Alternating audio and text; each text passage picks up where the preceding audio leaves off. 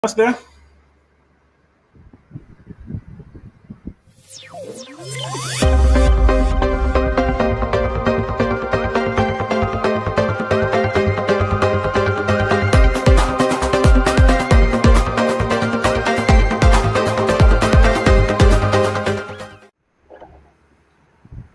Yeah, hello viewers. Welcome to KDL TV live show tonight.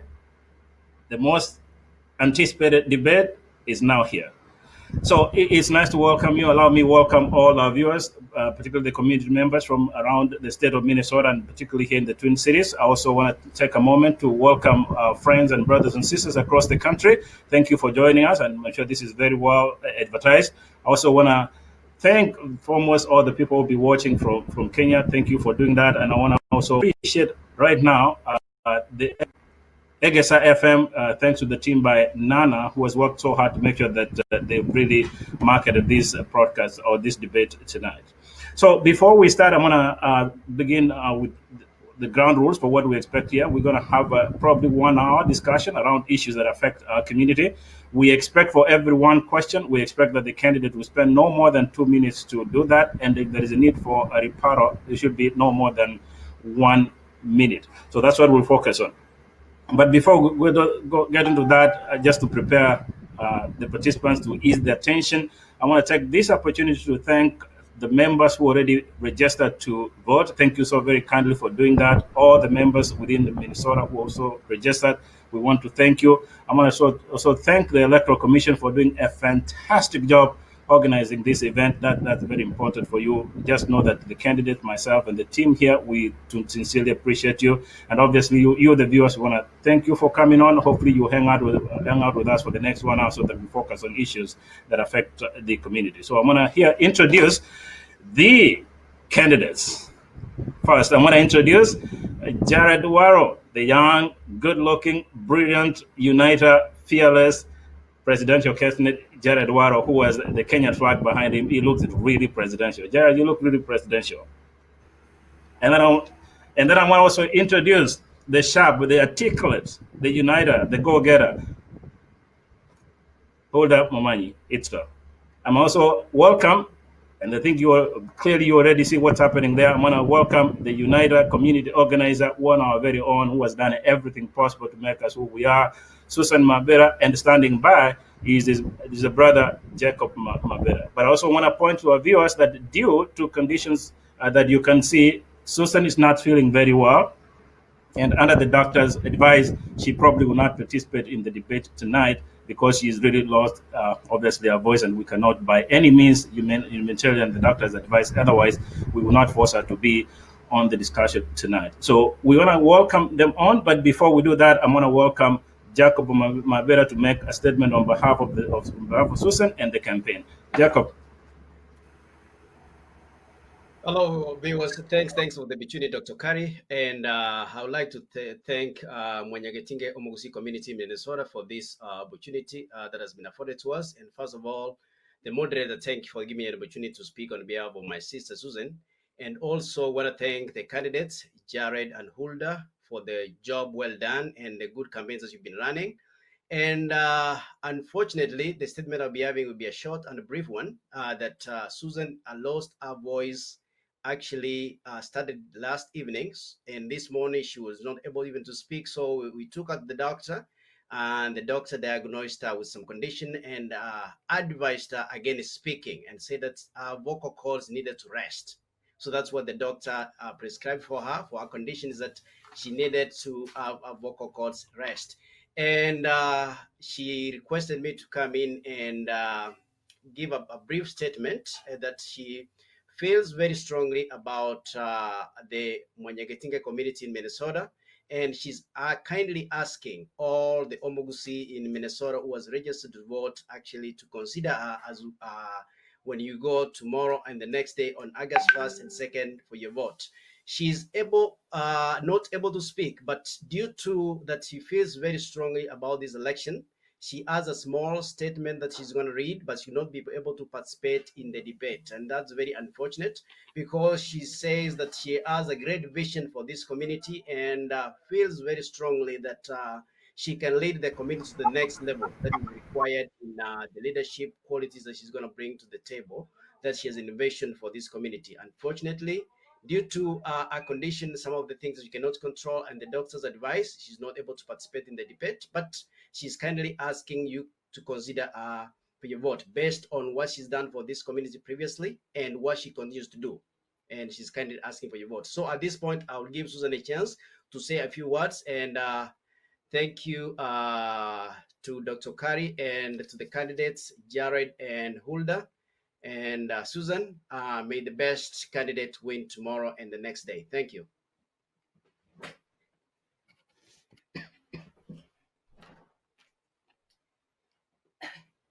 Thank you, brother, Dr. Okari, to Omogusi Mwanyagentinge community in Minnesota. I'm going to take this opportunity to thank you,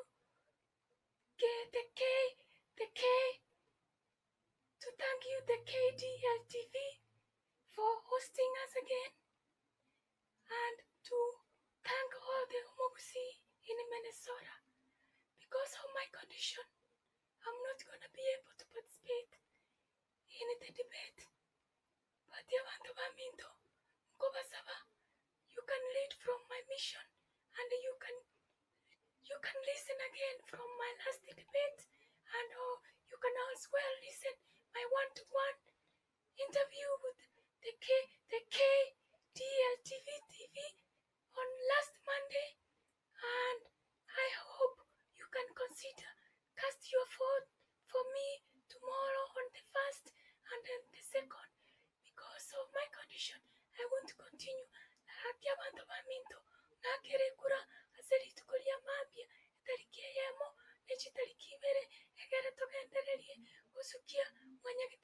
To the next level. Thank you. Okay, so thank you, my sister. I'm so sorry about that condition, and I don't think we would have really done that. The campaign for putting on against the doctor's advice, but we do understand. I just want to, myself, the candidates here, the electoral commission, the technical crew, and the entire Omogusi community and the viewers, we do share your feelings. We love you, Susan. I want you to know that we're thinking about you. And I think, in all fairness, on live TV, I'm going to extend an invitation to anybody from the campaign. If you feel there's somebody in the campaign who can come and articulate your point, I think Ben and I can do everything possible to bring somebody one-on-one to speak on your behalf, maybe tonight or sometime tomorrow morning, in all fairness. So, but in the meantime, Susan, please accept our love and appreciation. Take care of yourself. Jacob, we can talk about that and the campaign after this show. But so thank you. I think, Ben, we can have Susan take a rest. Okay, so let's get to this. Obviously, we understand the emotional part of it. I think, Ben, now we can take them off the screen. I hope, guys, sorry about the situation. I hope emotionally you're okay, obviously. Let's start with that. And I'm sure in the most humane way, I'm sure you want to have a word for Susan before we start. Let's start with you, Jared. Thank you, Dr. Jeremiah, for giving me this opportunity to just say a word to my sister Susan. Susan, we'll keep you in prayers. We know the fact that you are under the control of the doctor. You're going to be okay, and then we pray for you. We will just keep on remembering for you, and then we together in this. Thank you.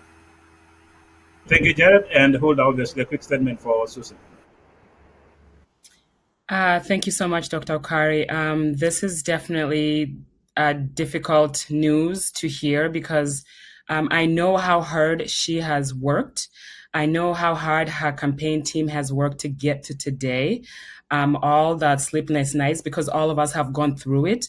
And to not be able to participate in this, the crowning jewel of this whole campaign, this debate, I can't imagine what she's going through. But my sincere sympathy and prayers and just my heart goes out to her, and I feel her pain, and we are praying with her. This is where we thrive as Mwanyagentinge.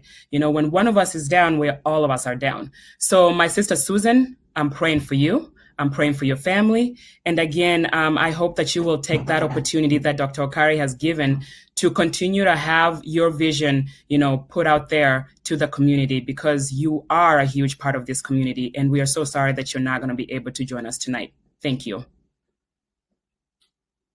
And again, by extension, the supporters and the campaign team for Susan, I know you guys have worked tirelessly. Honestly, I'm lost of words. I don't know exactly how to explain this, but I want you to know that I feel for you, just like Hulda and Jared said, and Ben behind the scenes. We feel for you. Again, if you feel you need somebody to come on so that you can make a case for Susan, I don't mind staying late, 1, 2, 3 in the morning. I will do that for the sake of the love that we have for the community. So let's get underway, guys, into the discussion and try to make this as lively as possible as we pray for our sister. So let's begin with the first question here. Now, both of you obviously grew up in a world where we had nothing but respect for parents. I want us to start the debate by focusing on what specific lesson did you learn from your parents, and how are you going to use that specific lesson in your leadership in Mwanyagentinge. Let's start with you, Jared. Thank you, Doctor, for giving me another chance to say a word. Actually, I grew up from a very poor background. My parents were Changa. So I felt the way they struggled for me to get education. We are 7 in a family, and then I have 3 sisters ahead of me. I am the first one to finish Form 4 in my family, and the first 3 sisters, they did not get a chance to finish education because of you understand it in the Vigo correct and I but then we thank God. My parents worked so hard, they trained us on how we can cope up with the situations we might encounter in our life. So through the hardship my parents went through, for them to get us where we are right now, that's how we feel the community. That's the love I have for the community. We have to struggle. There is nothing you can acquire in an easy way. You have to work for something for you to get any achievement you want in our life. So through that process, I learned a lot of things. I get to know a lot of people, how they react when situations come. I felt my mom and my dad, the way they were struggling to raise us in a hardship way. That's how I feel like, that's how I can relate that situation to the current Mwanyagentinge, the way we're struggling to get the change into our community. So that's how I'm ready to work to bring the change the community needs, so that we can move to the level whereby everybody is expecting us to be. It's a good story, Jared. I appreciate that. I can feel the emotion within your words. Just get relaxed. We'll be okay. We love you. We're in this together. So just get yourself more composed. Okay, Hulda, same question. So my story is very unique, and those of you who've been following my campaign know that I came here when I was 9. My parents did the best that they could to instill in me and our siblings our culture of Mwanyagentinge. And so this is how I came to love my people, my culture, my language. And when we specifically talk about the impact of my parents and what they have, done for me, I'll start off with my father. My father taught me how to work hard. If there's anything that I'm known for, I'm known for my work ethic. If I put my mind to it, I get it done. Not to settle for mediocrity. I remember growing up, and during the summertime, we didn't have school. My dad would have us read books on top of books and then do book reports, and that was his way of telling us that this is your future. And he did not expect any mediocrity in that at all. He taught me that I could do anything. He taught all of my siblings that we could do anything, no matter the gender. And from there, I gained this empowerment of, in my mind, I knew there was nothing that I couldn't do. He taught me how to be a fighter. For a lot of people know my family's story, where my dad fought immigration for over a decade until he won his case. And not knowing where you're going to end up at the end of the day with your family, he had to fight to stay here, fight for the future of his family, fight for the future of his children, and fight for me to be in this platform today. So I'm a fighter. When I talk about my mother, on the other hand, has taught me strength. She has taught me tenacity, and she has taught me resilience. Taught me that a woman can be gentle, but as strong as a rock. She continues to teach me what it means to put someone's needs ahead of my own needs by the way how she took care of my grandmother until my grandmother passed away. And that's exactly how she also treats my dad, how she treats him and respects him and honors him. That has taught me how to be a woman. That has taught me how to be a wife and a mother. So I'll be forever grateful for that. So together they have taught me what a strong marriage looks like, what a strong family looks like, and the most important thing, what our culture looks like, our food and our language. They have taught me how to give to others and to be a service to my community. And so abantu baminto, and I'm passionate about our people. That's why I am running to be the next president of Mwanyagentinge. I think now you're pretty relaxed so that we can get into the niche details of the debate. As you understand, Jared and Hulda, there is the excitement, that is no doubt. People across the state here in the Twin Cities are watching this. People across the country are watching this. The expectations are higher than we ever anticipated. So no matter what happens by Sunday, just know that the community will rally behind you. We love you. We'll support you. If you lose that fight, no, it doesn't matter. You already written a chapter in the history of Omogusi here, so you'll have our support. So let's get to the details of the discussion there. So talk to me, and I want us to focus on only 3 specific issues that you think are major concern to the community. No more than 3. Just highlight them, and then we'll get to the details of how you're going to attain or achieve those goals. Let's begin with you, Jared. The community for so long, they've been yelling to get unity, whereby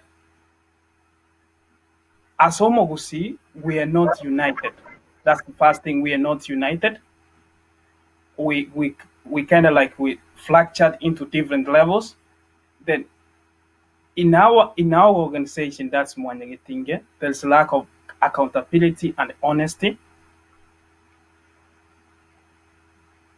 Another issue I can say our community is facing, we have problems in our community whereby family issues, relationship issues, that we don't have people that can help us. Our leaders, I think they failed a little bit by not uniting, by forming a certain group that can come up to help these problems. Let me say, for example, domestic violence, let me say rape, let me say among other problems. So there's a need whereby our leaders, they could have stepped up by just having maybe an organization that will deal with that in terms of in the way our Kisi people handle situations like that. Major issues that you think the community needs to really focus on, that you really start with?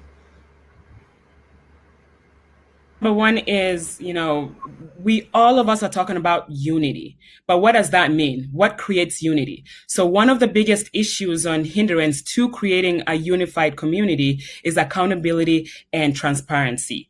And that's what Mwanyagentinge has lacked for so long. And we have lost trust within our community and within our ourselves in terms of, how Mwanyagentinge has done in the past. So when you create this accountability environment and this transparency environment, it invites, the community to come together, believing and trusting that anything is possible. So whatever it is that we want to accomplish, we can accomplish it when we have trust for one another, when we know that each one of us is responsible for the other person, and when we hold each other accountable.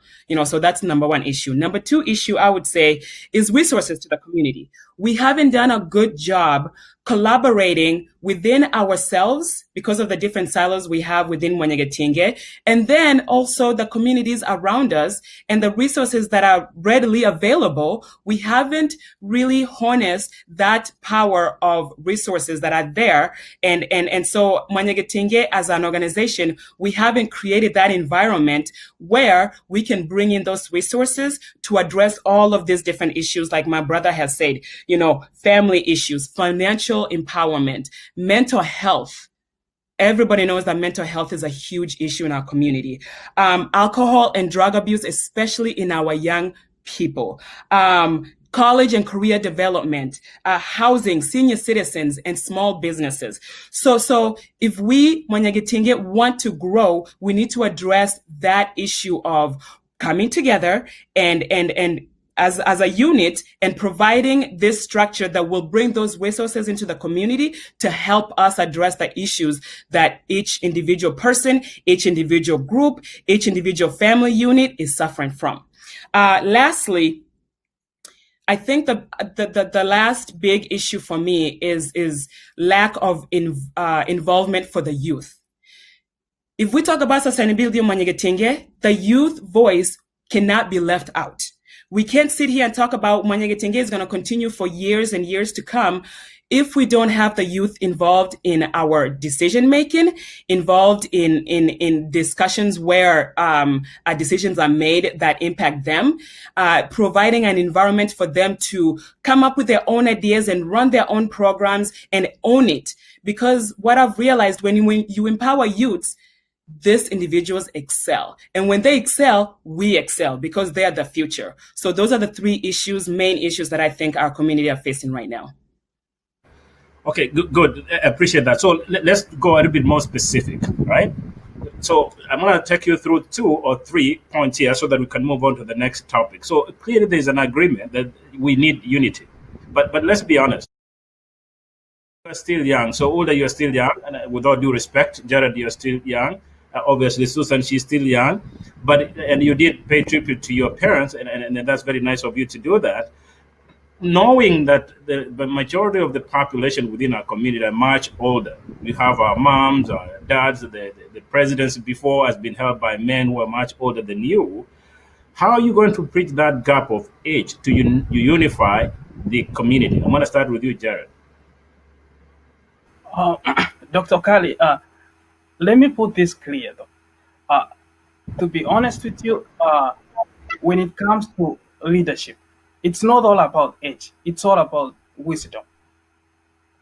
So if you have wisdom on how to maneuver around to help the community, if you have empowerment, if you have support, for example, family support, community support, and then we have so many people, professionals, different professionals. We have nurses, we have doctors, we have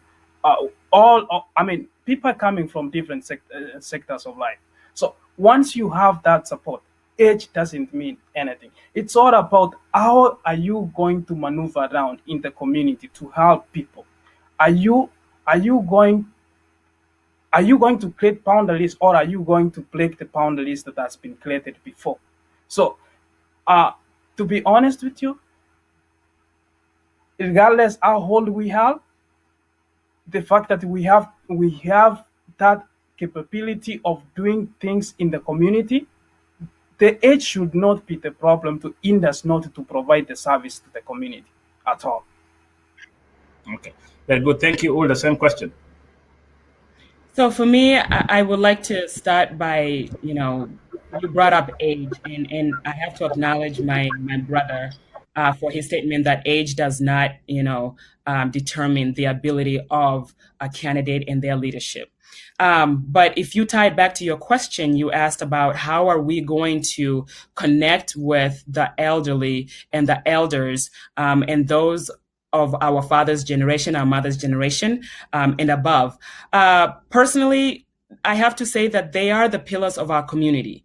I have made it my point, my personal goal to reach out to as many of our community leaders, our past administrators like Dr.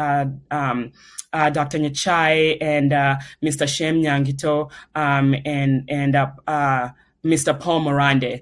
I have reached out to all of our leaders who are out there, who are my parents' age. I reached out to my brother Ben Muko, and because I knew that he's been through this and he has already gone beyond just the Mwanyagentinge and gone out there to vie for other seats, for example, as mayor and whatnot.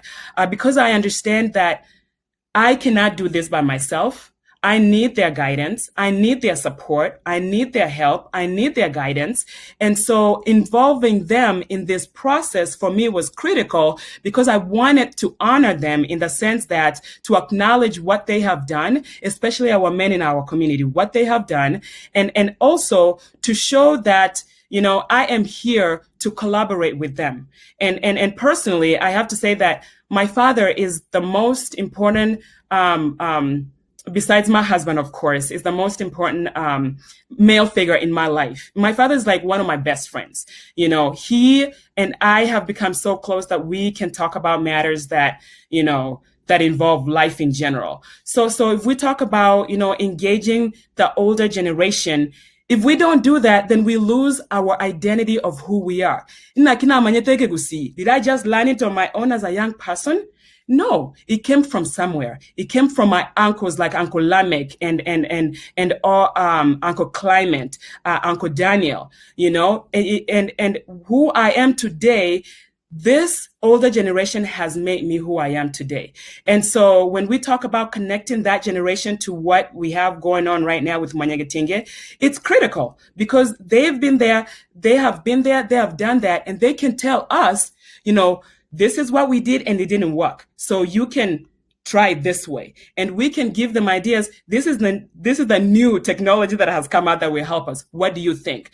So for me, it will be important to create an elderly advisory committee of leaders who will come in and just give us input on how we're doing, give us a scorecard of what they think, how we're doing, and give us their recommendations. So involving them is not even a question. It's about how do we go about it. And I'm excited to say that the individuals that I talk to are more than willing to step in and help us lead Mwanyagentinge to the next level. Thank you. Good question there. So I want to bring you, thank you for that response, both of you. And let me move to the next one. I think you did listen to the pre-debate analysis and the post-debate analysis last time. And one of the concerns from the panelists, they're talking about family breakdown. That's a major concern within a community. Obviously, I don't want to belabor the issue of age. It doesn't matter at this point. You made your cases clear. Tell me, how are you going to address this issue? Because you do understand, families are unique, Mechimaburu, right? And clearly, the concern is how do we build one another? With an understanding, Mwanyagentinge is a family in its own. There are fights, there will be reconciliations. But knowing that one of the major concerns is family breakdowns, how are you going to address that specific issue? Jared. Doctor, let me start with this. Actually, I can say when people come from Kenya, they come here, they don't get a good transition. They don't get a good orientation, whereby the host supposed to tell the newcomer, like, this is how America is, and this is what is expected in America, and this is what it's expected from you and from the country you're living. This is the expectation. Lack of that, people have with high expectations, like they can do anything they want the way things are done in Kenya.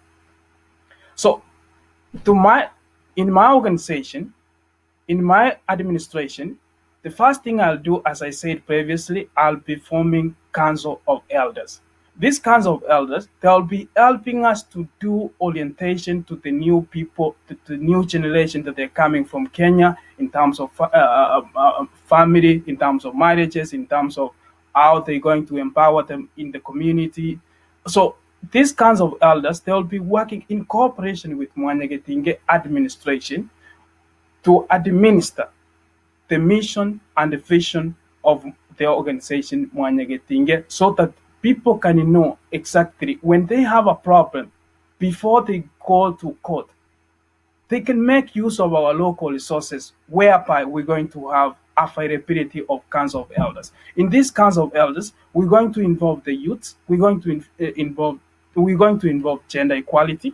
So the old and the young, we have those people that are respected in our community. So these are the people we're going to make use of them, so that they can help us to acquire the unity, and then to have a good identity as Omogusi, not the bad image that we're going to portray. I mean, it's being portrayed outside here. So the use of council of elders, it will be of value to us as Omogusi, so that they can solve our problem before it gets to court. And these council of elders, as everybody knows, it's being recognized in American court system. So once you go anywhere, you say, "Oh, my case was taken care of under the council of elders, even though it was being dealt there, I did not get a good resolution." Then the court can take it from there. But we need to start making use of our people first before we get to court.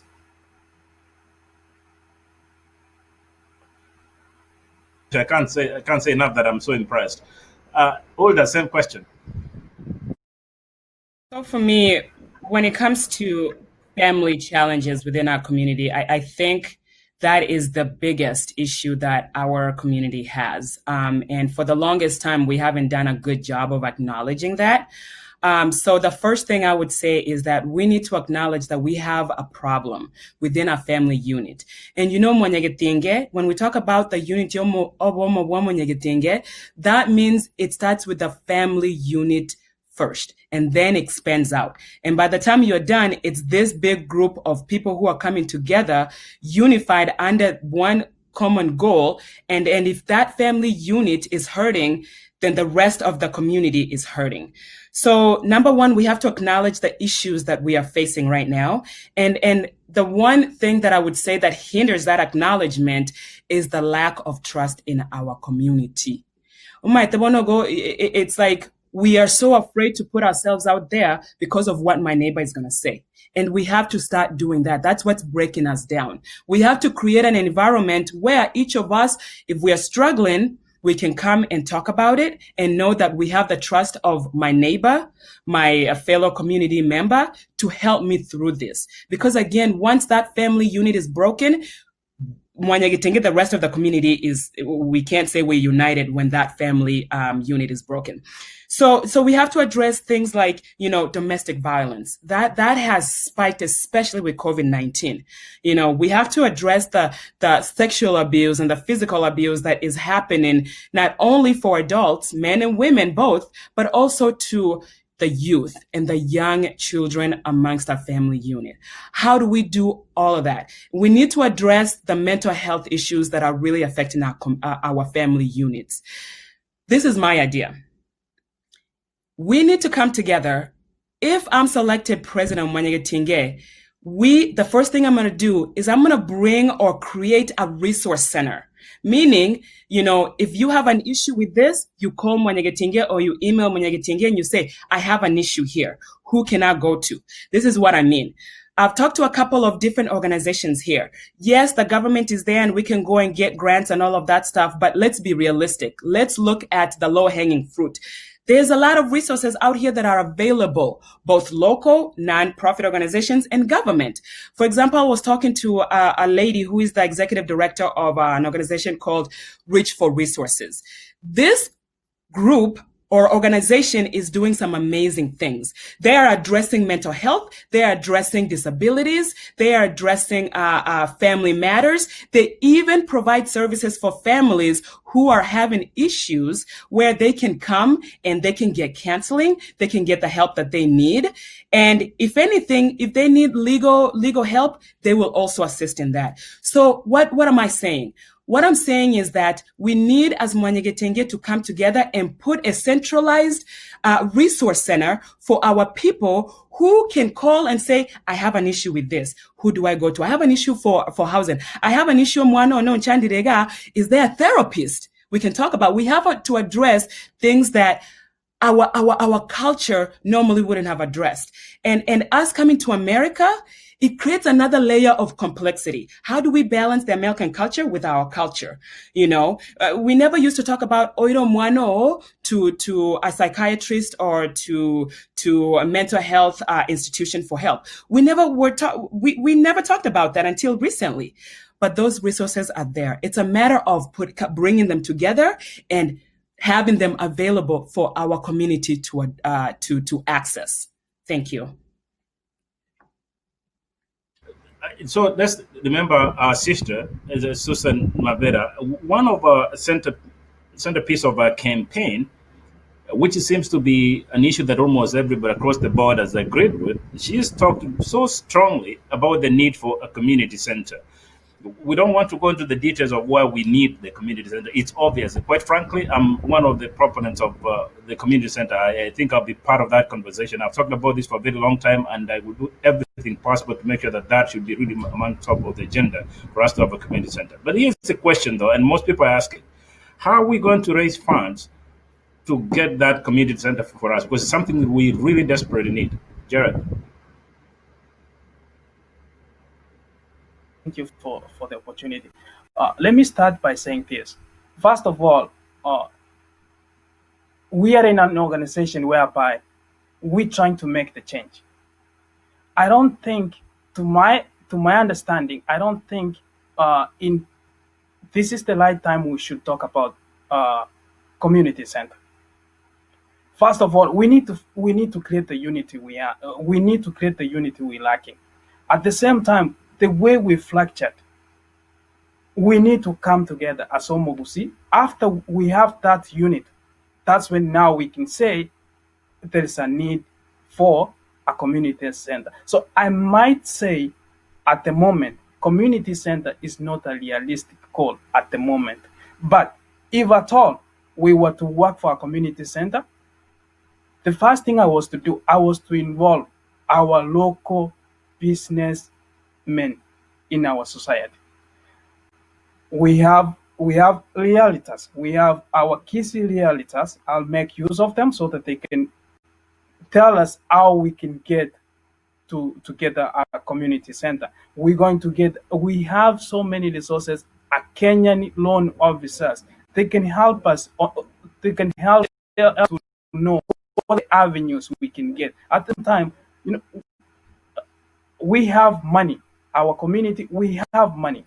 People are willing to donate money to our organization, Mwanyagentinge. People are willing to donate money, regardless of how much. We're going to use that money to subscribe so that we can get a community center. At the same time, we can rally for grants. We can apply for grants from the state. We can seek some help from our local community leaders, our community businessmen, community leaders, all the sectors. We're going to ask for help so that we can get a community center. But for now, I can say the way the community is structured, a community center is not a realistic goal at the moment. It's all about unity and accountability. Thank you. Analysis. Okay, prioritization is key. That's good. I appreciate that, Jared. But if we're talking about unity, yes, but if we're talking more specific about the community center holder, how do we raise the funds for that? Trust in my community to do whatever it is that they want to do. Fundraising for me is not the issue.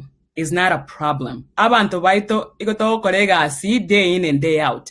We are hardworking. If we decided tomorrow we wanted a community center, we can get it done. So fundraising for me is not an issue. For me, I think we have to talk about what it will take for us to get to that point. And Mwanyagentinge, as it stands right now, we need to build, it lacks structure. It lacks process, sustainable structure. I believe that without a solid structure, organizational structure, we cannot implement successful programming like bringing in a community center. A written process of how things are done. If we go out there and get a grant, which anybody, one of us can walk into an office and say, hey, you're putting out a grant for this. Here's my proposal. Please give us that grant. How do we have the structure in Mwanyagentinge to support that grant? Because right now, without structure, we can get ourselves in really deep trouble with IRS if we do not go by the regulations and the requirements of that grant. That's number one. If we don't have the structure to support that community center, which I would like to nominate the name Mwanyagentinge Cultural Center in the future here, but if we don't have the structure to support that, then how are we going to keep the lights on that community center? How are we going to staff that community center? How will we pay for the mortgage on that community center? Because we don't want to jump into it without putting the structure to support it. And then 6 months, a year, 2 years from now, we have to foreclose on that community center because we did not lay the structure down to support that. And then we have to think about how will we run that community center?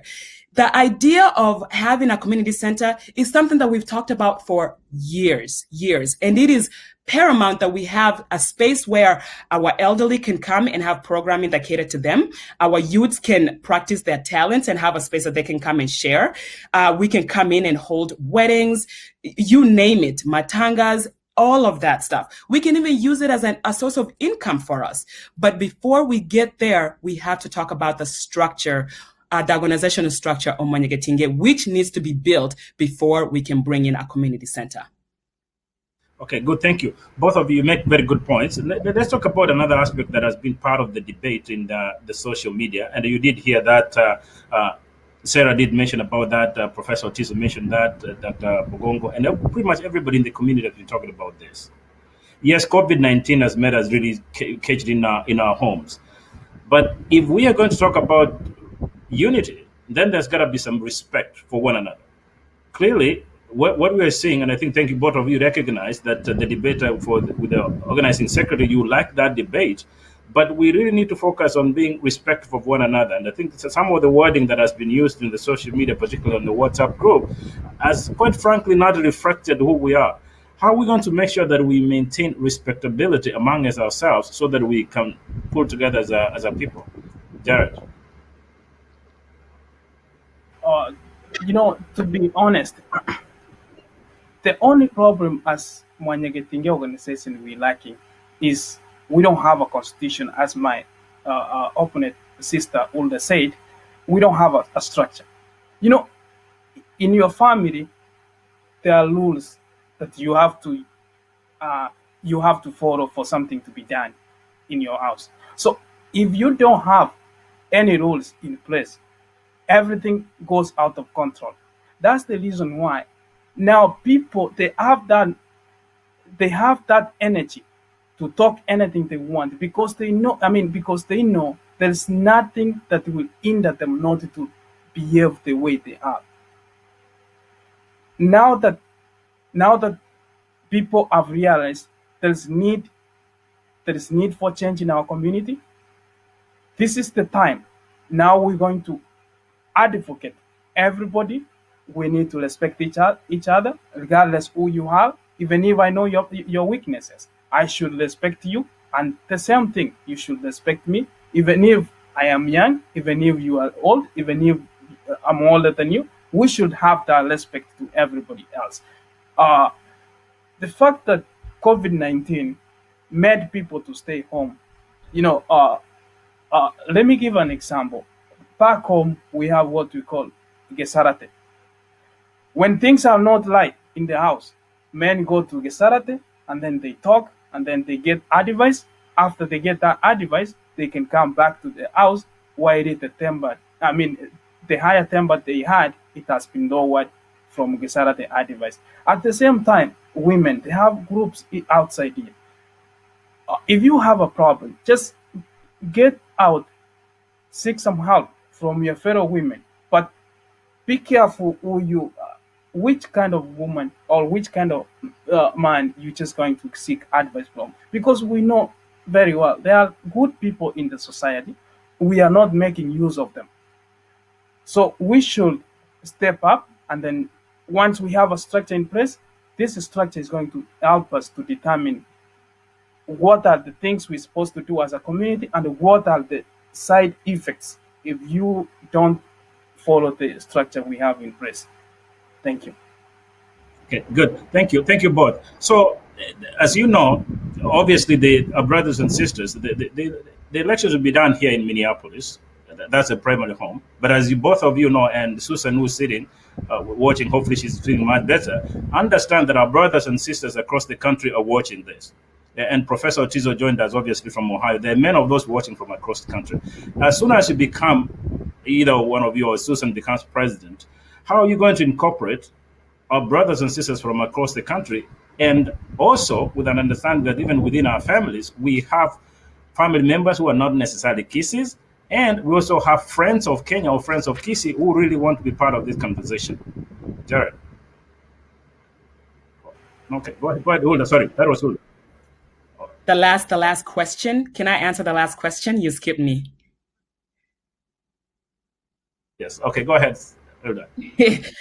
So we talked about, having respect and honor for each other on social media platforms and whatnot. And as many of you have known, this campaign has definitely tested my spirit. It has tested my mental capacity. And that is the beauty of our people. But that's what makes us beautiful, because if somebody can get over that and gain their trust, my goodness, they will come fight for you, come rain or shine. So this is what I would say to our people. At the end of the day, on social media, talk this, talk that. But at the end of the day, let's realize we are family. And at the end of the day, we are the only ones who can help ourselves. And if we can get past that and come together and work for ourselves, how we can succeed if we can't come together. So this is what I'm recommending. Especially, I've gone through some serious attacks and everybody's aware of it. Leaders need to speak up. Leaders need to speak up when they see something that has been said is malicious. Not only leaders, the entire community need to stand up for each other. Because if we sit silent, we basically give power to that malicious attacks or whatever it is on ourselves. So we have to speak up when something like that happens, and we have to declare that at the end of the day, we are family. Now, we are our brother's keepers. What does that mean? Our sister and our brother's keepers. If you see somebody's abusing your brother there, are you going to sit there and be quiet? No. We have to look at Mwanyagentinge as a holistic unit post-election. Because when I'm going out there, if I'm president, if I'm going out there, I will be there to fight for the whole entire Mwanyagentinge, and I expect every person that is a part of Mwanyagentinge to stand up and fight as well. That's not when you sit back out there, what's going on. No, we have to condone anything that is malicious, anything that is dividing us, anything that is bringing division that hinders our progress. We have to disannounce that, and we have to stand up and say, we can do better. And I know our community can do better. Thank you. Thanks for keeping you there. And I like the way that is one example you are showing that you will fight for us and fight for our rights. So I apologize for skipping you. That was not intentional. So I accept my apologies. So Jared, back to you. Second the question I asked you before. Beg to pardon. So how are you going? We're talking about unity, and we're talking about inclusivity. And like our brothers and sisters are watching from across the country. And the question was, once you become president of the organization, either of you, how are you going to incorporate all those ones who are either brothers in other states, and friends of Kisi, including family members who are not necessarily born Kisi? As I said from the previous interviews and then my manifestos, I said I'll be more than happy to work with every state where Omogusi is living. Regardless if you are Omogusi, let me say Omo Kenya, anybody who is willing to cooperate with us, so long as you're ready to work with us, you follow the structure that will be put in place. I'll be more than happy to work with anybody. My first aim is to make sure all over the United States, we should have Mwanyagentinge organization running in almost every state where our people live. This is where I'm going to champion in both states. I'm going to have maybe people I know they living there so that they can start a small organization, and then we can champion, help them to strengthen them up so that we can jumpstart them to be where we are as Mwanyagentinge, going forward. So I'll be advocating Mwanyagentinge organization to be all over the United States. Thank you, Jared and Ulda. That's a really good question. And I'm excited about this question because, we have to acknowledge that Mwanyagentinge, as we know it, is changing. It's changing with the times. It's changing with the dynamics of family units. It's changing with the diversity of our people. Yes, this organization was started by Omogusi, actually in Texas, and then I came to Minnesota. But as time has gone, our Minto Yaito has expanded. And what does that mean? For example, I'm married to a wonderful man who is not Kenyan, who is not Kisi. He loves our culture, he loves our people, and loves me and my daughter. So we find a community that embraces this culture that the change is happening to our community. How do we embrace Mwanyagentinge is becoming? We have to acknowledge that. And then again, as my brother said, our community, especially our specifically Omogusi community, we are many in the United States. Can you imagine what we can do together as Omogusi? Number one, if we can decide that, yes, we want to be a part of this big movement, we can do that. Why are we limiting ourselves to just, Minnesota, the more people we have in our community, the bigger we are, the stronger we are, the more we can go to even the federal government and request reform because of the collaboration and unity of all of our people.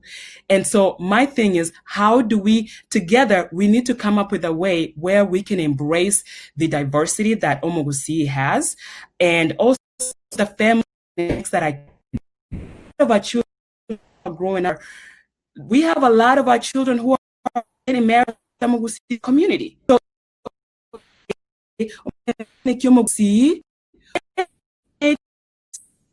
of our, are not necessarily Omogusi, but of our and we live that group of people who can actually bring in a rich culture of our culture for the better. Things are changing. So I want to challenge the community is we need a mind shift. We need to think about what do we want to see in our community? How do we acknowledging what is going on? Excuse me, you guys. Cheta, say hi. Hi. Okay. Pone sana. Mom. So like I was saying, go baby. Sorry about that. Quarantine, COVID-19, my nano's here. So we have to have this mind shift towards the diversity of Mwanyagentinge as a community. And that includes, I personally see this becoming a Kenyan organization where if we will have a branch of Omogusi, we'll have a branch of Kenya, where we speak as one. And we can do that if we can only come together and acknowledge that, hey, and we need together as one and acknowledge. Thank you. Very good. I think it sounds like there's a technical hiccup from Huda. You're going to check your system if it's working, and the technical team can check on that from behind the scenes. So there's a hiccup from Huda's side. So let's move to the next question. I think we're running to the end of the discussion here and talk about a group that is so near and dear to all of us, and that is about our parents. I think within our community, we all recognize that most of the groups that we have are pretty much about benevolent, matanga. So there's a culture of matanga within ourselves. But while we recognize that it's important that we all participate in the benevolent farms and matangas, there is a section of us, our elders, the moms and dads, who raised us, raising our children, and unfortunately, who are dying because of isolation and loneliness in our basements. Under your administration, how will you address specifically the need of our parents who are in our basements? Because out of public concern, the people asking me to start with you first so that I'm fair to you.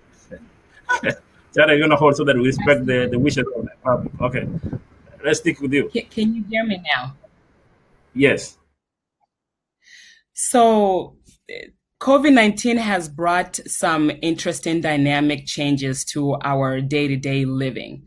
I'm saying that because all of us, we have been quarantined in our own homes, and that has really hit the older generation. Our parents' parents are grandparents.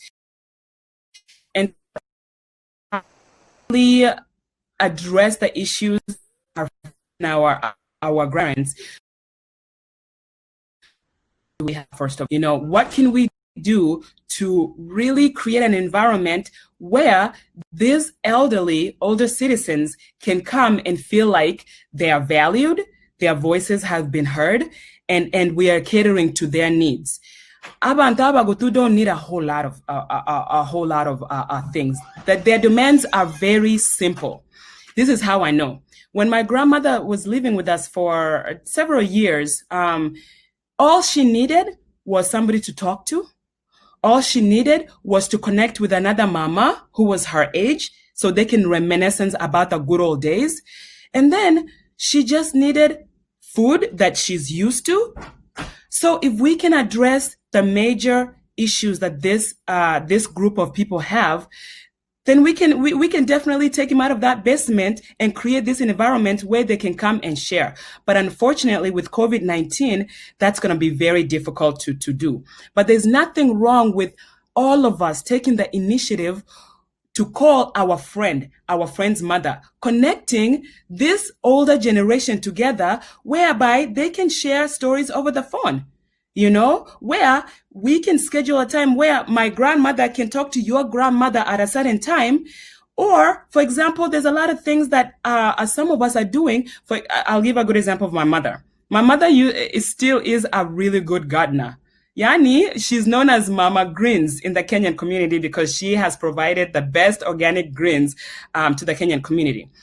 She would bring a lot of these older mamas to the garden with her to go and pick greens with her and provide that social environment for this older generation. Because at the end of the day, if we don't take care of them, they will die in our basements, and we will look back and say, what could we have done when we can simply address their basic needs? And they don't have a whole lot of needs that they want from us, except for interaction, connecting with another individual their age so they can reminisce, and then also having the foods that they're used to being available to them. I think that helps some viewers who think we should start with you. No offense to you, Jared. So for the remainder of the discussion, you're going to be second to balance this question in mind. So same question to you, Jared. Your thoughts? The first thing I think we should acknowledge, like, to be honest, yes, our parents are, to some extent, they feel like they are isolated to the community, whereby most of the time they spend their time in the basement. Back home, if you remember very well, back home, women they have groups whereby they meet over the weekends. They meet, they socialize, they talk family issues they have as the same men. They have Saturday whereby they meet, they talk, and then they analyze how the community activities are going. Uh, you know, regardless of COVID-19, we are in a new technology right now. In any family, there is smartphone. We have nowadays we have Zoom, we have Google Meets, we have WebEx. We have all those resources that we can connect our parents. Let me say, for example, I have a parent. My mom or my dad stays with me, and I know Dr. Jeremiah, your mom or your dad, for example, they are over there. There is this way we can connect. I can schedule at some time and say, we're going to have a Zoom meeting whereby we can connect them. They can talk, they can share ideas.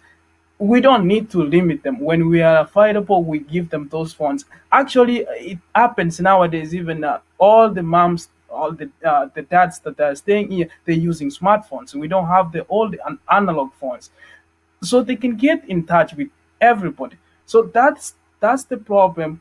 Like they feel like they are isolated. We are not taking care of them the way they are supposed to be taken. So we're supposed to get somewhere whereby we organize events. We can invite them. They can come, whereby they socialize them, whereby the young people, they can come for consultation. They can seek for advice in life.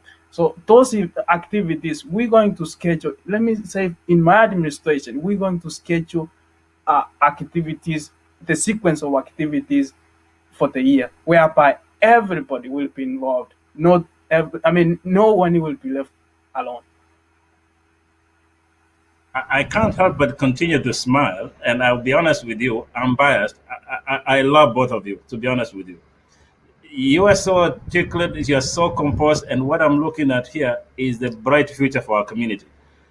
Talking about technology, talking about the passion for parents, I am so impressed, and I think everybody watching this, we have a very bright future in our community. Please keep it on.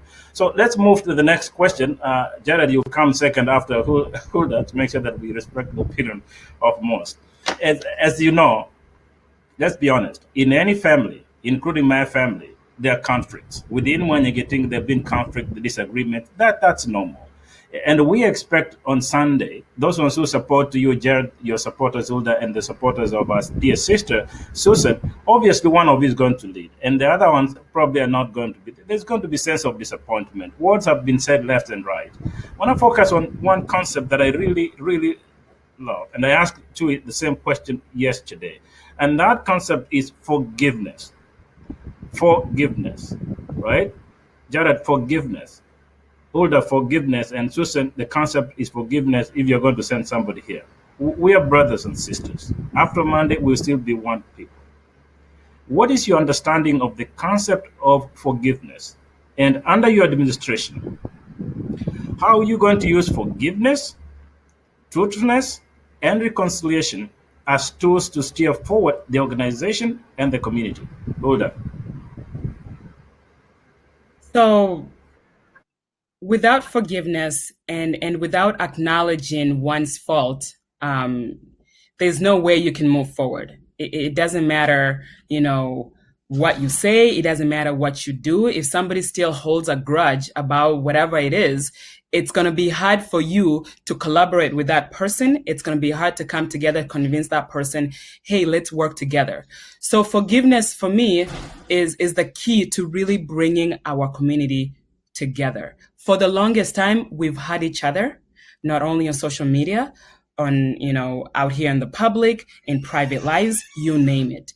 But if we can come together and say, hey, my sister, I forgive you for this. Hey, my brother, I forgive you for this. Let's come together for the common good of all of us.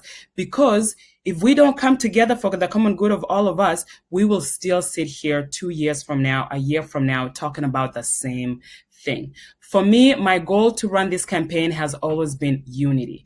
And I've even told my supporters, I don't tolerate any sort of put down, any sort of name calling to anybody. It doesn't matter if somebody from a different camp, it doesn't matter. it doesn't matter, because at the end of the day, like you said, come Monday, that's when the real work will start. That's when now I will expect, if I win this election, I will expect you as a community member to put your differences aside from this election and say, all right, we are here. We are ready to work together. We are ready to reconcile our differences and move forward. I was talking to Somali leaders this past week just to kind of get an idea of, how do they come together? How do they create this synergy of unity? And they really challenged me. And they told me that Kenyans, you guys are good individually, but the one issue that you guys have is that you guys don't know how to support one another. You guys don't know how to really come together and mobilize each other in support of unity. Because you can only just work for yourself and the benefit of you and your unit family, and that's it. Well, where does that come from? That comes from, this core essence of what you talked about, forgiveness and reconciliation. If we wanted to, and I believe I wouldn't be running if I didn't believe that our community is capable of coming together and forgiving one another and collaborating and reconciling with everything that has happened during the last couple of weeks and saying, hey, we are ready to work together, no matter who wins, to get Mwanyagentinge to the next level.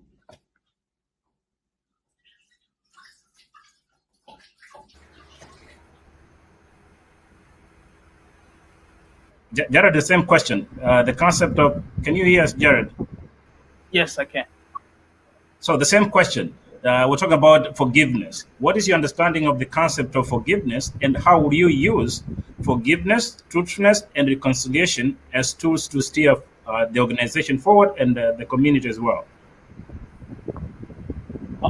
First of all, we need to agree as a community or as candidates. I don't think we're running this as enemies. We should understand politics is a dirty game. We all friends. We are not enemies to begin with. So to reconcile, it's just like, both of us, we are in a race. Whoever wins, the hand of support is there. If I win, of course I know my sister Ulda, my sister Susan will support me, will give me hand of support. If I lose, of which I don't expect that, that's the same expectation. I'm just looking forward for them. Let me give you a very realistic example. You know what happened to Nyalivari? Nyalivari almost died, and then we came, couple people, and then we said, there's no way we can leave Nyalivari to be hanging just like that. Like, we don't have Nyalivari as an organization. Then we said, regardless of what happens, we need to forgive and start afresh. That's whereby we met, we agreed, we said we're going to start a new organization whereby we're going to say Nyalivari United, and then we're going to unite our community back. We need to call our people back, and then we started the organization whereby now the organization is doing a fantastic job. Both members, both the leaders, they're doing a good job. So when it comes to reconciliation, it's something that is in my blood. I always drive it everywhere I go. Very nice of you. So we're coming close to the end of this, and so that we can have post-debate analysis, and so that you don't get tired. Jared, you need to get a glass of water. So, Hulda, just look straight to the camera and talk to our people here in Minnesota and across the country. In 5 years' time. Abantu baminto, all of the Mwanyagentinge community, wherever you are in Minnesota and across the United States, I want to personally say thank you. Thank you for giving me the opportunity to have an opportunity to run for a position that will allow me to serve you. I want to say that I'm running because I believe in unity. And unity means collaborating with all of these different siloed groups and coming together for common good. I believe that comes only with transparency, accountability, and result-driven process. And so at the end of the day, if I win this election or if I don't win this election, whoever will come in, we have to be able to stand together and say, forget the old. Here we are ready to work for our community, and we are ready to support what it will take. We are ready to provide what it will take for our community to move forward. It's been too long for us to be sitting here individually in our individual success. If we can come together, we can accomplish more. Now, I don't know if this is Dr. Okara, is this my last remarks, or is this just talking to my community? To the community, where do you see the organization under your leadership in 5 years' time? In 5 years' time. So the position of Mwanyagentinge president, it's 2-year term, and then you can run again for another 2 years, so 4 years. If I'm the president, I'm coming in with a 6-month goal. I'm coming in with a 1-year goal. I'm coming in with a 2-year goal, and I'm coming in with a 5-year goal. What does that mean? That means laying out a strategic, sustainable plan that will create this sustainable environment where we will have all the programming that we want. By 5 years' time, why would we not have this community center that people that the community is asking for? By 5 years' time, why would we not have our own nursing homes, our own credit unions, because right now 700 plus people have registered only within Minnesota and a couple of individuals outside of Minnesota. But if you think about it, that's already enough for a credit union, for our own bank. In my time in California, I went and visited my sister in Los Angeles, and she lived in a community, an Asian community. When I was working out, when I was walking around the neighborhood, I noticed, my goodness, they had their own insurance companies, their own banks, their own credit union, their own restaurants, their own everything. Why can't we, as Kenyans, not have that same thing? It comes down to having a strong structure now. And I believe the next leadership group has the toughest job, is to create that structure, which then we will use to build on the goals that we want to see, whether that is a community center, whether that is a credit union, whether that is whatever it is that we want to see. Thank you. Well said. And then I'm going to bring on Jared, same position. In 5 years' time, under your administration, where do you see the organization and Mwanyagentinge? Jared.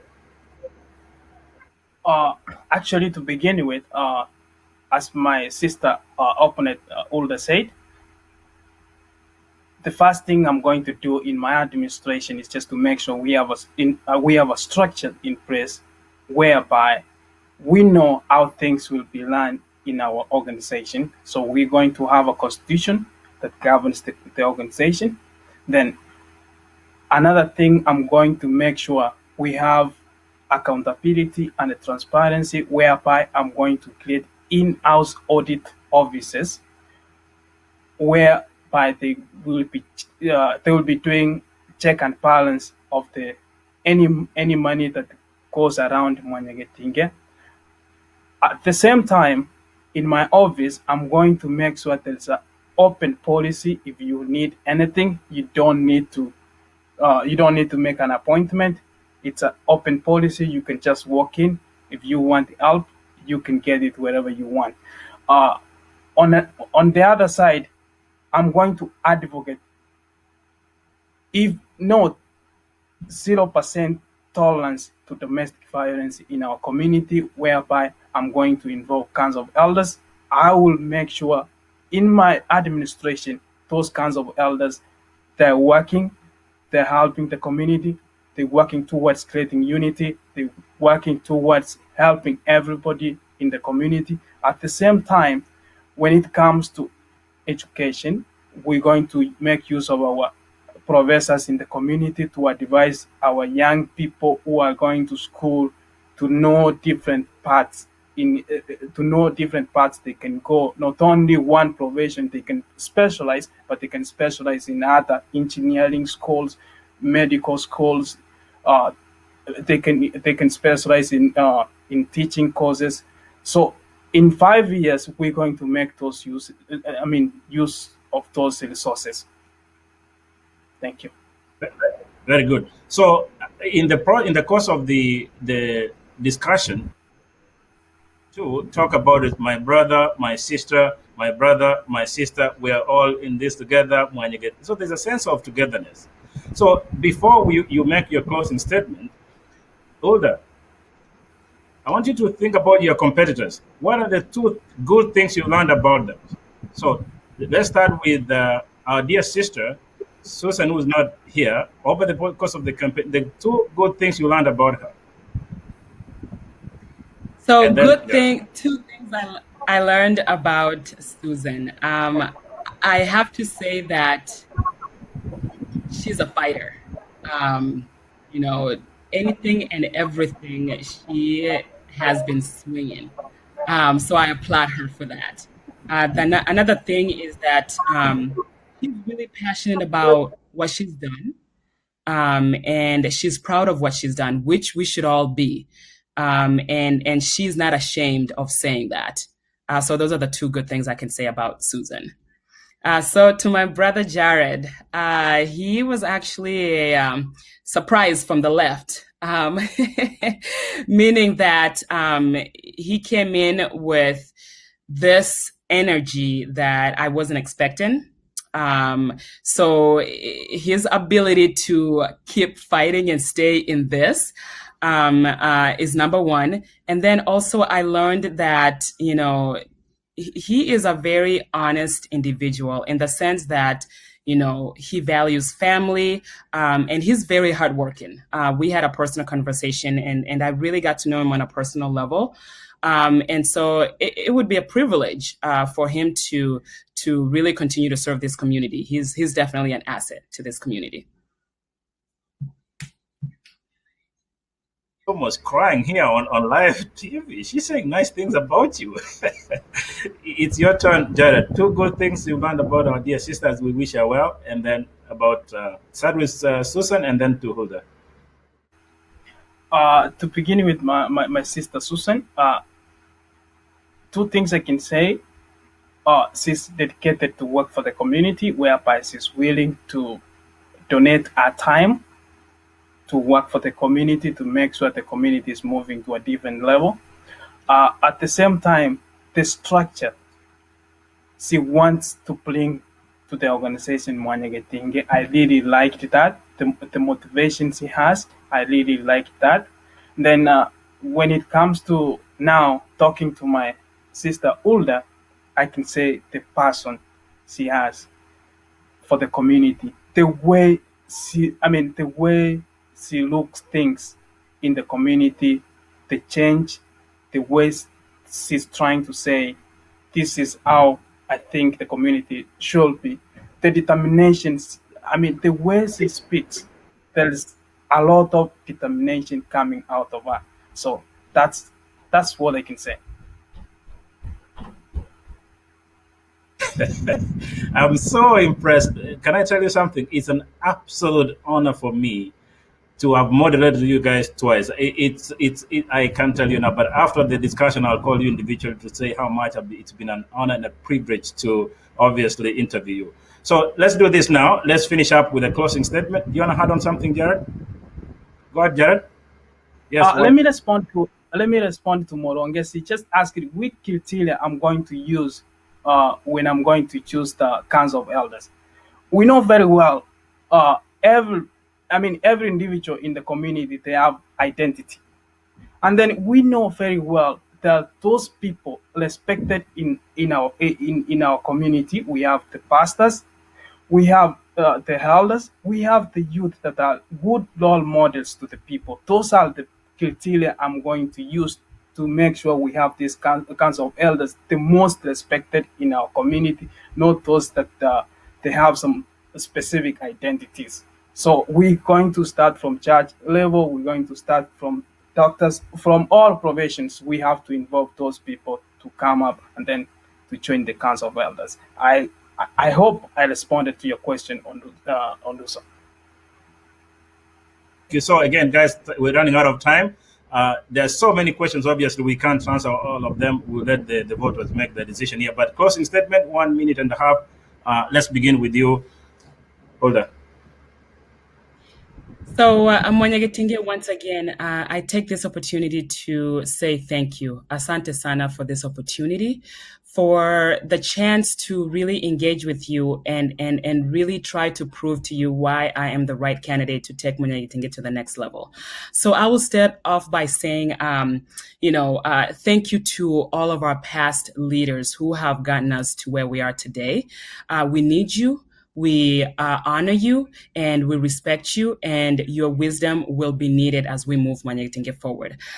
Secondly, to the candidates, this has been definitely the most vibrant election campaign I have ever been a part of, and it's because of your tenacity and your commitment to this process. To the Electoral Commission, thank you so much for the hard work that you have done to get us here.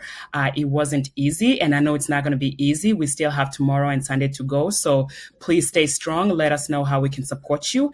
And then to the local TV stations, my brother, Mr. Dr. Okari and Mr. Kebwato and Mr. Omandi, thank you so much for giving us this platform and getting this message out and really getting Mwanyagentinge to the global, stage. And then to my supporters, thank you for just standing with me with integrity, honesty, and keeping me accountable. Lastly, Mwanyagentinge community, I've said I love you. I'm here to serve you. I want to finish by saying I'm proud to be Omogusi.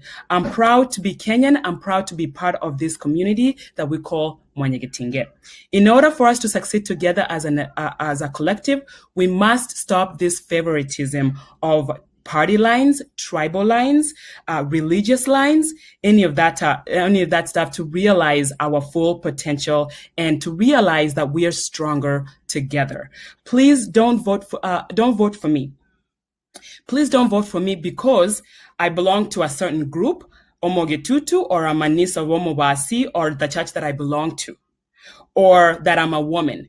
I want you to vote for me because you truly believe I will bring the change that you want to see in Mwanyagentinge. Vote for me because of the love and the passion that I have for serving this community. I urge you, as you cast your vote tomorrow and Sunday, know that you are casting a vote for change, and understand that you are Mwanyagentinge, as a Mwanyagentinge member, have an obligation to this community, an obligation to support the new leadership team, an obligation to volunteer your time and your resources, your services for the greater good of our community. And we also have an obligation to our future generation. The world is watching us. What are we saying? What are we speaking? Our actions tomorrow and the days, months, and years to come will either be written in the books of history or fade away like the wind. We have a choice to make. We have a role to play. Ask yourself, what will we be known for after this election? Thank you so much, and I ask you to vote for Hulda Omesa Momanyi Ninachivu Hiltsley tomorrow and Sunday. Thank you so much. Well said. Thank you, Hulda. Your turn, Jared. Thank you, Dr. Chelmaya. Thank you, backstage technician, Mr. Kebwato. Thank you, Omandi. Thank you, Mwanyagentinge community, for giving us this opportunity to sell our ideas on how we're going to make the change in our community. We know very well our community. We've been saying great things that we need our community to do, but I believe this is the right time for us to come out and then vote so that we can create the change we need. In my administration, going forward, I'll be working with everybody in the community. Everybody will be involved. The small organizations we have, the constituency-based groups, and then the clan groups will be working together to unite Omogusi, to bring Omogusi together, and then to create Omogusi at large. So going forward, I'm highly recommending everybody tomorrow and Sunday to come out and vote so that we can have the change we've been yearning for so long. We know everybody wants to see Mwanyagentinge in a different level, whereby everybody is committed to it. At the same time, we want to create an organization whereby it's going to attract not only the young, but also the people and the other generation to come, so that they can be attracted to come to the organizations. So I highly recommend, come out tomorrow, vote for me, and then observe the change. You don't have to just wait for the change. Just you observe and you yield the fruits of the change you're yelling at. Thank you so much. May God bless you. All right. There you have it. I think that will conclude the debate. I think the viewers, it's marvelous. I can't appreciate you enough so that we move to the next stage. I want to thank you, the candidates. I think what you've demonstrated to the people here in the state of Minnesota and across the country, this time we have stars, and I think that the future is very bright. So I think you held your own. Hulda, you made a fantastic case. Appreciate that. Jared, I also got to know you. You made a fantastic case for yourself. We appreciate you. You obviously you've gone down in history as part of the most celebrated candidates in the history of Mwanyagentinge and our community. We're so proud of you. I can't forget to mention our dear sister Susan. Please just know wherever you're sitting, we love you, we appreciate you, we pray for you, and obviously after this discussion we're going to get to you. And again, like I said, we extend an offer to the campaign. If you have anybody from the campaign who wants to come and make a pre-recorded statement for you so that it can be heard tomorrow, we would love to do that. But I also want to mention one other candidate, Charles Maisiba. I think for whatever reason that was okay to make a decision not to run, but just know that you made this campaign worth it. We appreciate you, and we hope you be part of the conversation going forward. So thank you so much. And for our viewers, by the way, standing by for the post-analysis, we have Dr.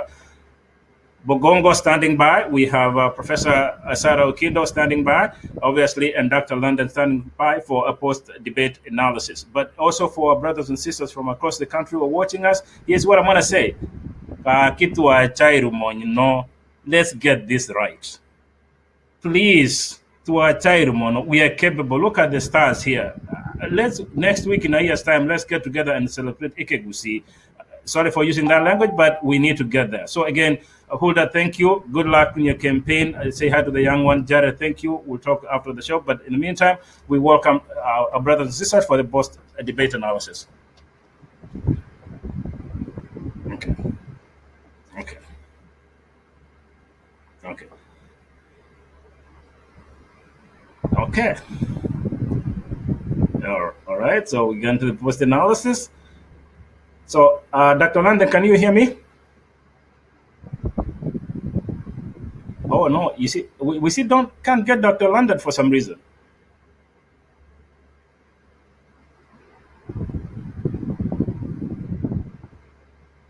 Okay. So we still can't hear Dr. London.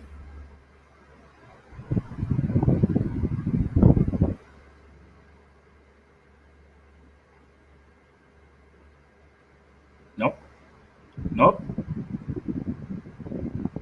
So, okay, we're still having that technical problem as we work to bring on Dr. Bogongo and Sarah.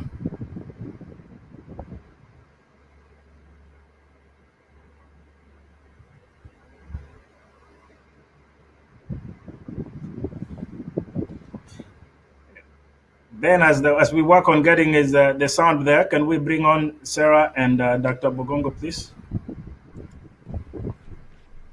They're yet to come in. We are waiting for them to come. We're waiting for them to log in. I believe Jared should log out, and Hulda is already out. It's perfectly good. Okay, so we still have that technical. Dr. London, log out and log in again.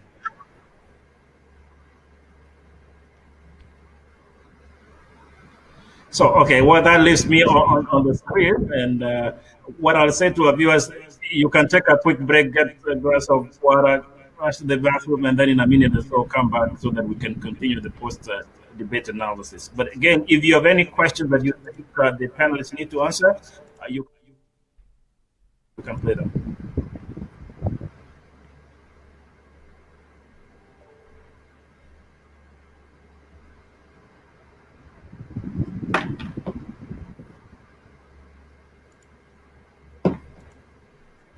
Hello? Okay.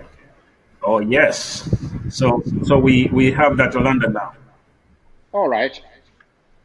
So, Dr. London, good to see you. And of course, apologies before the pre-debate we didn't get you. But now that we have you, you've had a chance to obviously watch the debates in the past week, and you've just watched this. What is your take? Yeah, first, before I just comment on the debate, I want to wish one of the presidential candidates who fell sick, Sister Susan. I pray that God gives her the healing that she needs at this time. And it has been a fantastic presentation by the candidates. And I'm really very proud of the candidates. They are very aware of the issues that affected their community. They have articulated the issues very well. And I'm really encouraged where we are at the moment. I mean, they are relatively younger people, but I see a lot of potential in them, and I'm feeling very comfortable with whoever gets to the office. So, Dr. London, you and I have had many discussions, obviously private conversations about the community. Do you think they hit the right tone? Did they address the specific issues that you think as a community we should be addressing? And if any, which ones really stood out to you? I think they did address a number of issues. You know,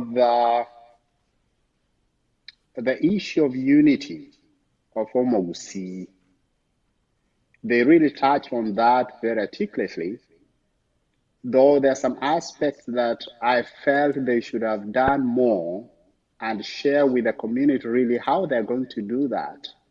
I think most of the discussions was around what, but they didn't go into the how.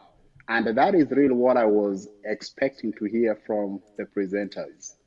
All of them talked about unity, and they went into a lot of details about unity. And they did also mention something about the failure of the previous regimes, which I have my own reservations about that. But what I was really expecting to hear from them articulate in their presentation is how are they going to use the institutions where most of the people fell back to and bring them on board. For example, we are aware that after Mwanyagentinge did become very functional, there was an emergency of the constituents groups, which seemed to be active in their own right, and yet is the same membership that we really want to bring on board so that we can be together with Nomugusi. That does not mean we are going to lose our identity. But really what I wanted to hear them articulate is how are they going to use those institutions to strengthen the big organization where all of us belong to. And I think another thing that I had them talk about is about the family.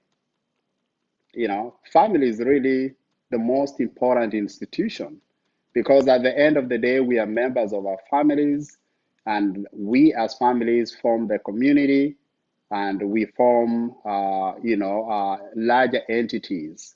Uh, I would have really wanted them to articulate the issues into details because we live in this community.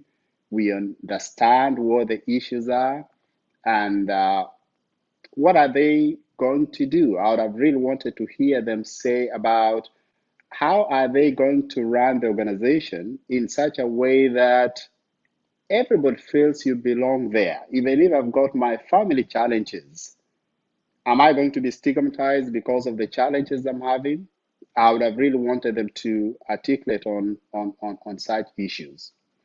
And then another thing that I would have really wanted them to do is really to personalize. They did a good job in most of the things, but putting that personal element, and also acknowledging that we are where we are because of the structures that were in place. I like them talking about the structure. That was really very fantastic. But I was a little bit thrown off board when one of the presidential candidates was talking about non-existence of the constitution. I think Mwanyagentinge has a constitution, and that is the constitution that has been informing and keeping us where we are. It is the same constitution that is bringing us together.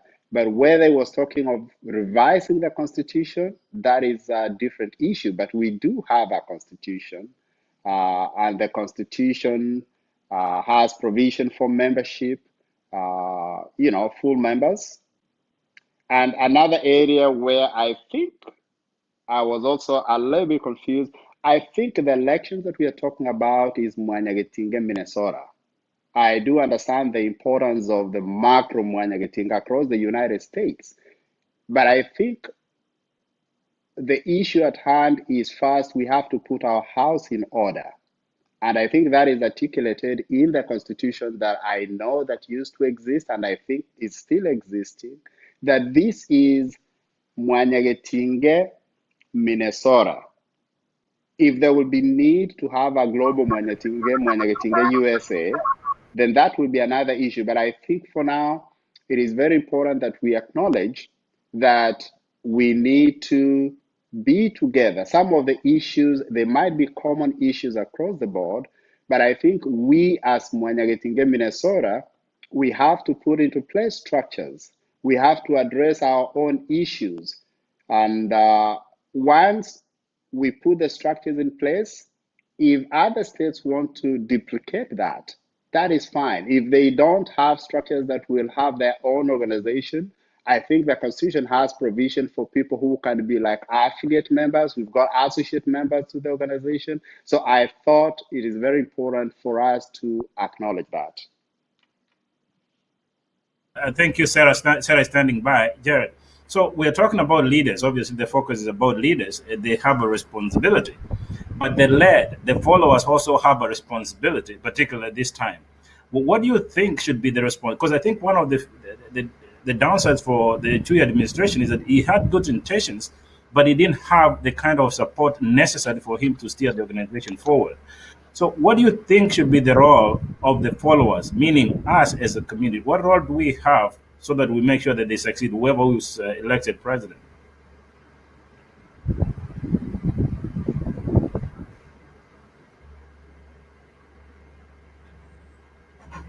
Is it Sarah who's responding?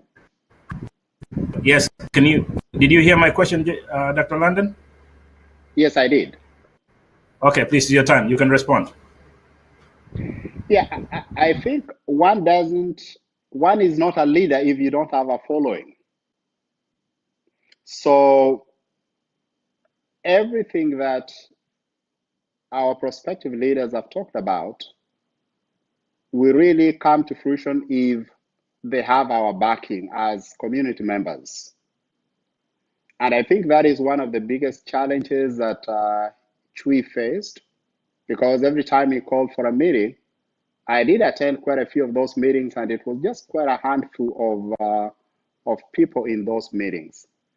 I think what I'll appeal to our community, even we are very excited that about 800 people have registered.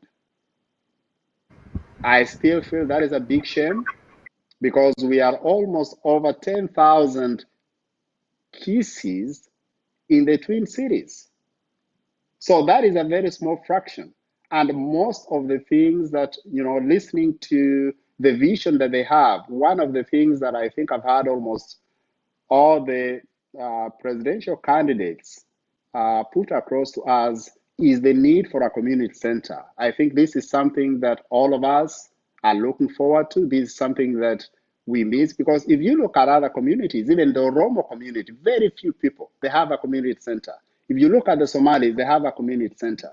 But if we were to capitalize on the numbers, if we were to capitalize on the numbers here in the Twin Cities, this is a very achievable project as far as I'm concerned. I mean, if we take about 20,000 people, for example, 10,000 people in the Twin Cities, if everybody gave even $20 for registration the way we did, now $20 times 10,000, that's already 200,000.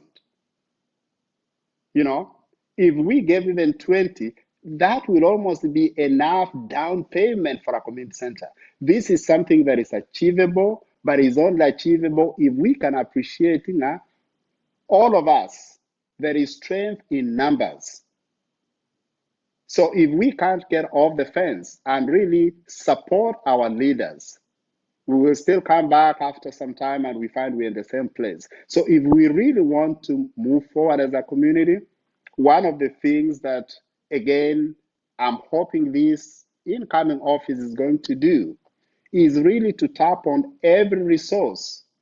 You know, they talked about getting money from the federal government. I'm not very sure whether we'll be able to get money for a community center. We have enough resources. It's not going to take a lot of resources. Even if we say everybody give $100, $100 times 10,000 people, we have a lot of money that will even buy that center just cash.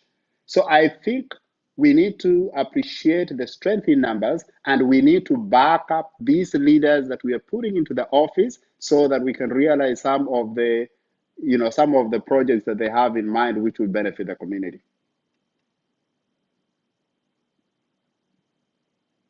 Thank you, Jared. So we have we do have Sarah. Sarah, so can you hear Sarah?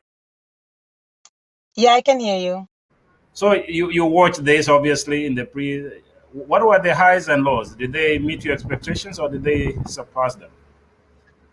They did. Actually, I want to say they surpassed them. You know, I wish there was a clause in Mwanyagentinge where we can have the runner-up be the vice president of Mwanyagentinge, because these are very strong candidates that we had today. And first of all, I want to extend my sincere apology to our sister Susan. We really wish you a quick recovery. But the highs that they hit, both candidates really hit very good points today. And that's family, unifying the community, trying to really encompass the disparities that we have in terms of age, our older women, and then we have the youngsters. They hit the very good points. And I want to say, if we want to ask for the laws, let me just put it candidly. They did listen to our post-debate analysis, the initial one, and I think they really took notes. They did a great job this time. Okay, very good. So do we have Dr. Bogongo in, or do we have? Okay, so if we get him, that's fine. So Dr. London, we just so quickly so that we finish up, people go to bed. So what is your call to the community before we finish? My call to the community is basically, we will only succeed if all of us see ourselves as stakeholders in this process. Having leaders without our support is not going to take us anywhere. We have to come in together, not just voting, and then after that is like our candidate has won and then we go back. I think work, the way they were saying, kazi nansi ego chaka. So once we vote in our leaders, there are quite a number of things that they have in mind, and we need to support them. Some of the things might be, in my view, constitutional, that will need to be changed. And for those changes to be done, we as members, as stakeholders, need to actively participate in that process. So really, my call to the community is, we have very good leaders. I'm very proud of them. I don't even know how they learned all these leadership skills. You can think they're young in age, but I'm quite impressed that really they will be able to take this community to the level where we need it to be. So community leaders, community members, let's back up these members. And then, of course, those who are going to get to the office, really, I think something that I really didn't hear them mention again is seeing all the office bearers as part and parcel of the whole process. You know, I wanted to hear them say something about, for example, when you have county representatives, this is a new designation in Mwanyagentinge. Where do you see them coming in? What is their role going to be as far as maybe bringing unity and driving the organization to the level where you want. Spiritual leaders, where do you see them coming in? Because some of these issues that we are talking about here, for me, I view them as partly being spiritual issues. So really, we need to integrate. We're talking about other structures that are not there, but they want to bring in those structures. I think the sooner I did have a chance to see any of their manifestos, but certainly they've got very good ideas, and really we need to back them up and support them to achieve those aspirations.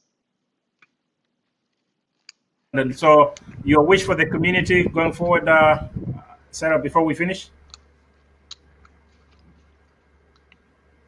I really want to address something that Dr. London has just addressed right now, and that is the fact that there are some issues that can be handled by the church. There is an issue that is so dear to my heart, and I really want to make sure that we address it, regardless of which candidate takes it. And this is a situation or an issue of domestic violence. You know, when there is a mistake, even in a family setting, if you have a child who is always making the same mistake all the time, and the parents will always stand by that child and say that we'll try and do something about it. They will take the child to church and they'll say, we're going to pray to this child. They will always, try to really back up and say, oh, maybe today he forgot, yesterday he forgot. This child will never be held accountable. Same thing. We do have people in our community who we know very well have committed crimes against children that really do need to face, I don't want to say face judgment, but in one or another, do need to face the charges that they have been alleged of or they are guilty of. Now, the problem that we really do as a community is going back and getting these people out, putting them back in the community, and then we take it as in, oyonoyo minto, ndo komo beka ime, ya ngusi ya arwete atambe, makosa ni makosa. If we are not going to hold anybody accountable, and I'm talking to the community, if we are not going to hold each other accountable, the leaders cannot lead by themselves. They need you. They need me. You and I are part of this problem. If we find that there's a problem or a mistake has been done by one of our own, we should hold them accountable. We should call a spade a spade. Put that aside. Let's look at issues that have come up about marriages breaking. And that is something that, so many of you can be attesting to this and can say, you know what? This is something that should be taken care by each level. Let us try as leaders when you come in, whoever is going to win, have counseling departments, have areas where we can have our older generation help us out. I really liked something that Guaro pointed out where, a council of elders. That is something that we have forgotten our roots. We've forgotten what we used to be. We've forgotten, and we really need these people to put us together. So when you take office, it is not just that you're taking a chair. You're taking a challenge.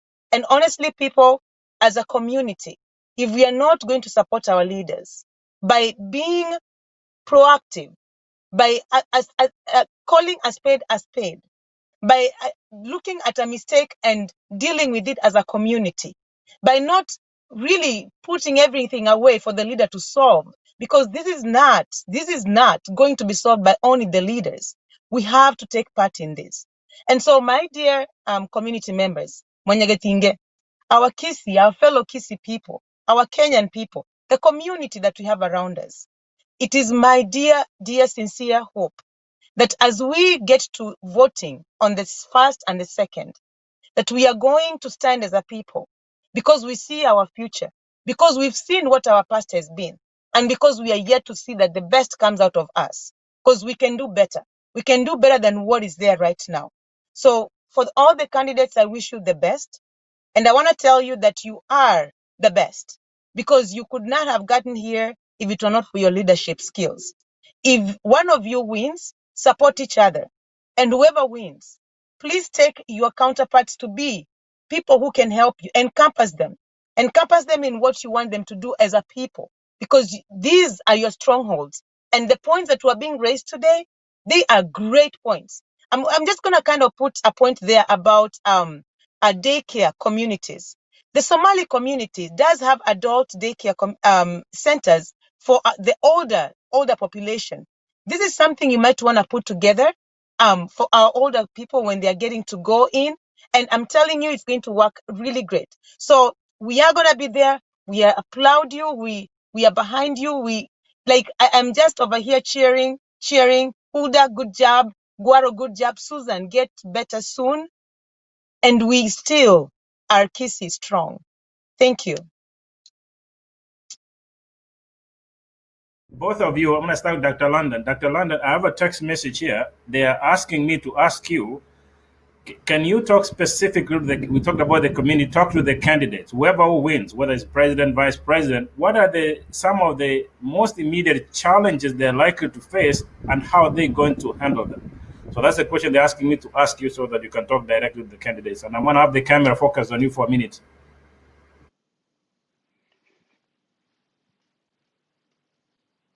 I think the most important thing for the team that comes in is to quickly meet together and work what I may call like a work plan. There are so many things that have been talked about. There are so many things. I mean, they are coming in with different ideas, but I don't think that the ideas they have are necessarily competing ideas, but they are complementary ideas. But these ideas will not be implemented within the first year or maybe even during the second year. So I think what I will ask the president, especially the president, you have a team of people that are being elected. Some of those people probably they are not in quotes in your camp, but as soon as you get to the office, embrace one another, provide the leadership because the buck stops with you. Provide the leadership, give directions, make decisions. You cannot leave just things suspended. If something is not right, and look at the Constitution, because the Constitution that is there is like a guideline. Okay, you have talked a lot about the structure. So really, most of those things, again, if I may go back to what I think it was Hulda who was talking about implementing some of those positions. Let it be very clear in your team, because you're coming in as a team, put together a structure, make sure that the responsibilities are very clear, and start moving on. And we expect that probably to take place within at least the first 2-3 months. You should have a structure in place so that you can start moving. Now, don't shy off, because most of these things, again, as I've said, they really depend on our backing.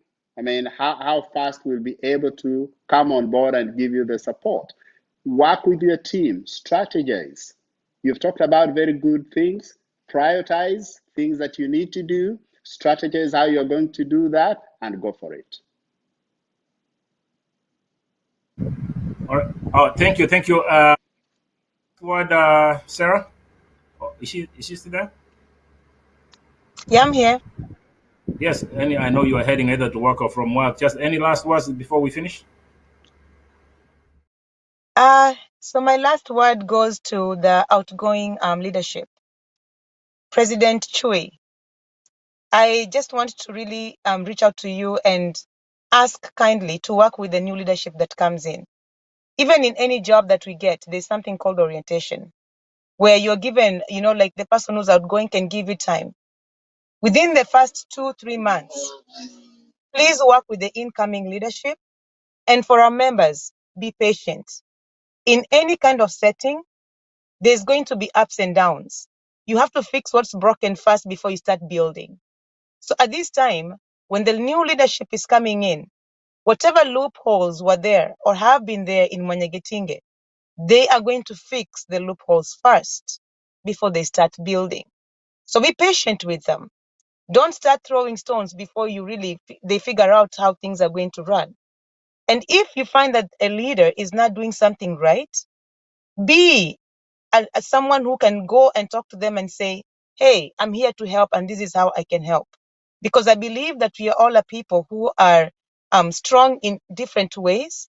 We all have our strengths, we all have our weaknesses. But at the same time, it does not mean that you have to be a leader to be part of Mwanyagentinge. You don't have to be a leader to do something for Mwanyagentinge. You have to be part of the solution and not the problem. So when things are going wrong, face the leader and tell them what they need to do right. Do not bring them on social media and try to bring them down. Because when you bring them down, you're bringing yourself down because you're part of Mwanyagentinge. So to all our people, we wish you the best. All the leaders, Hulda, Guaro, and Susan, we wish you all the best to the upcoming elections tomorrow, and it shall be well.